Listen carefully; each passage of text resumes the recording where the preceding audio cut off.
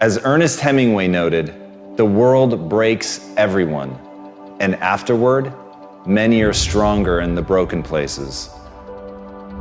But my question is, why isn't everyone? To me, it comes down to the strategies that you use. There really isn't anything objectively good or bad. There isn't anything that happens to you that can't be overcome. There isn't anything that could happen to you, anything that when you turn inward, you can't find a reason to overcome. You can't find a way to put those pieces back together, and that becomes your job. It becomes literally up to you whether you're going to sit and wallow and woe is me, because what happened, happened, and there's no way to take it back. But how you respond, what you bring to that table, whether you meet fire with fire, whether you meet that adversity with falling apart, becoming weaker in the areas that broke, or you bind them and mend them, and it becomes like a weld that literally makes you stronger, is a choice.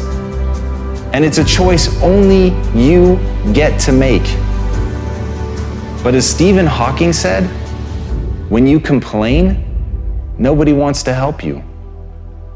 There are many things in your life that you have every reason to complain about. You have every reason to be upset by the things that have happened to you. The most sinister thing about excuses is they're valid. There's a million reasons why you should be able to give up. There's a million reasons why you shouldn't need to try. That thing that broke you, you should be allowed to just sit on the ground. And here's the thing, that's your right. You have every reason to do it. And maybe people won't even think less of you. But here's the truth. You either become weaker or stronger in the places that broke, and that's a choice of how you react moving forward. The great news is, the best thing that you could do to become stronger is love yourself. And as Kamal Ravikant said, loving yourself is a practice. People think that it's something that's gonna feel right, that it's gonna feel natural, that you're just gonna turn inward and there it is, this spark of love and joy for yourself, inside yourself. But the truth is, that's just not the human experience. That's not the way that it works. There's gonna be a voice inside your head and it's going to blame you.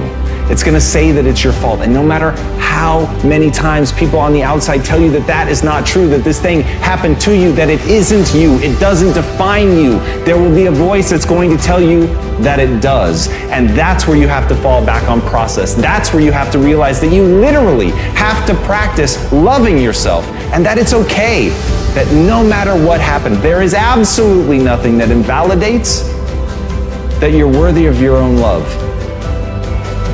But you've got to practice it. You've got to be willing to do it. You've got to be willing to put in the reps. You've got to know that it's not going to feel right, but you've got to know on the other side of that is a vision of your life where you actually do love yourself.